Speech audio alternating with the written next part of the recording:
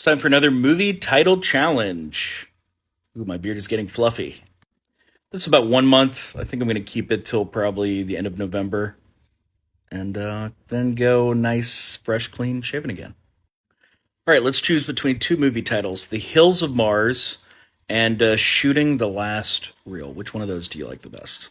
And this is a road trip drama about two siblings traveling to film the final scene of their sci fi fan film. The Hills of Mars sounds cool, but the word Mars to me automatically means sci-fi. So it depends on how sci-fi your movie is. If the movie itself absorbs a little bit of the patina of the sci-fi fan film they're making and you want that to be a part of your DNA, then that could be actually a really great title.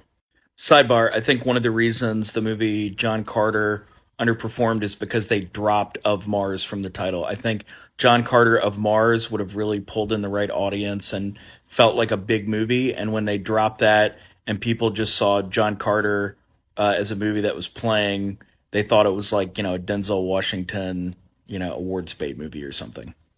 So you don't want to be super on the nose, you want to be evocative. So between these two, I would definitely go with The Hills of Mars. Although I will say, The Hills of Mars also really reminds me of the syntax of The Hills Have Eyes, which is a horror movie. So if I just saw the title The Hills of Mars in a vacuum, I would think like maybe this is a horror film, maybe there's some aliens in this horror film. So it's not self-explanatory. It's not obvious, and you kind of want to be obvious when you pick a title. You want people to kind of know what they're in for. You want it to be that first step as they climb a ladder to discover what your story is. But if this is a road trip movie, maybe you want to go with something like Driving to Mars or The Road to Mars. Both of those sort of give you a hint that this is like not your normal road trip movie. There's some element in here that makes it special, but it is a road movie, right? And the words driving or road sort of clearly indicate that.